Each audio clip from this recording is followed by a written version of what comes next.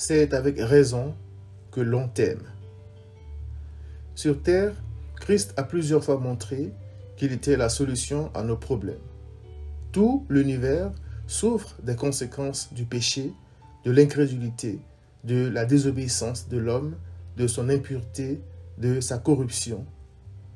Dieu a cependant placé une oasis dans ce désert de nos souffrances, oasis dont le roi David a témoigné en disant « Tous ceux qui espèrent en toi ne seront point confondus ». Psaume 25, verset 3. Car Christ est l'espérance de tout pécheur. Colossiens 1, 27. Le roi David a aussi témoigné en disant « Tu mets dans mon cœur plus de joie qu'ils n'en ont quand abondent leurs froment et leurs mou. Je me couche et je m'endors en paix, car toi seul, ô Éternel, tu me donnes la sécurité dans ma demeure. » Psaume 4, versets 7 à 8. Malgré ces assurances, beaucoup meurent de soif dans ce désert parce qu'ils refusent de renoncer aux passions de la chair et de soumettre leur cœur à Christ afin qu'il y règne. Christ a pourtant démontré à plusieurs reprises que nous pouvions compter sur lui en tout temps pour être délivrés du pouvoir de nos péchés, de leurs effets, ainsi que des pièges de l'ennemi de nos âmes. Christ n'a pas parlé dans le vide. Il a illustré ses propos par des miracles. Christ ne s'est pas contenté de dire « Tout pouvoir m'a été donné dans le ciel et sur la terre ». Matthieu 28, 18, Jean 17, verset 2.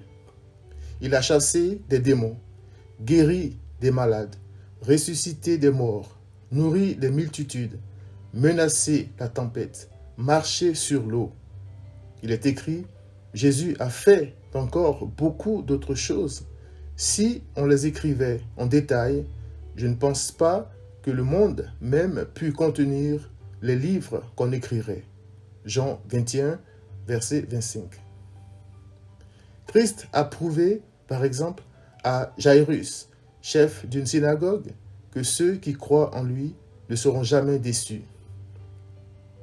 Jairus s'était jeté aux pieds de Christ, le suppliant de guérir sa petite fille, mais la petite était morte pendant que son père présentait son cas au Sauveur.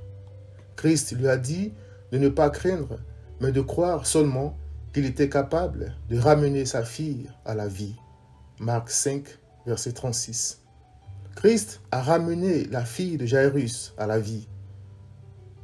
Dans ce même chapitre 5 de Marc, il y a aussi l'exemple de cette pauvre femme qui perdait du sang depuis 12 ans, qui avait beaucoup souffert entre les mains de plusieurs médecins et qui avait dépensé tout son argent sans jamais être soulagée. Christ s'est laissé trouver par cette femme. Elle a touché l'habit qu'il portait et au même instant, la perte de sang s'est arrêtée et elle a senti dans son corps qu'elle était guérie de son mal. Marc 5, 27 à 28. La Bible parle aussi d'un centenier dont le bien-aimé serviteur était atteint de paralysie. L'homme était convaincu que Christ était capable de guérir son serviteur. Il ne fut pas déçu. Jésus dit au centenier, « Va, qu'il te soit fait selon ta foi. » Et à l'heure même, le serviteur fut guéri. Matthieu 8, verset 13. Saisissant l'occasion de la guérison de notre paralytique face à des incrédules, Christ s'exprima ainsi. « Afin que vous sachiez que le Fils de l'homme a sur la terre le pouvoir de pardonner les péchés, je te l'ordonne, dit-il au paralytique. Lève-toi, prends ton lit et va dans ta maison. Et à l'instant, il se leva en leur présence, prit le lit sur lequel il était couché et s'en alla dans sa maison, glorifiant Dieu. Luc 5, 24 à 25. C'est pour nous aider à venir à lui en toute confiance que Christ a opéré tous ces miracles. Jean 11, 42. Et il n'a jamais déçu ceux qui croient sincèrement et fuient le péché pour trouver refuge en lui. Christ sauve parfaitement ceux qui s'approchent de Dieu par lui, étant toujours vivants pour intercéder en leur faveur. Hébreux 7, 25.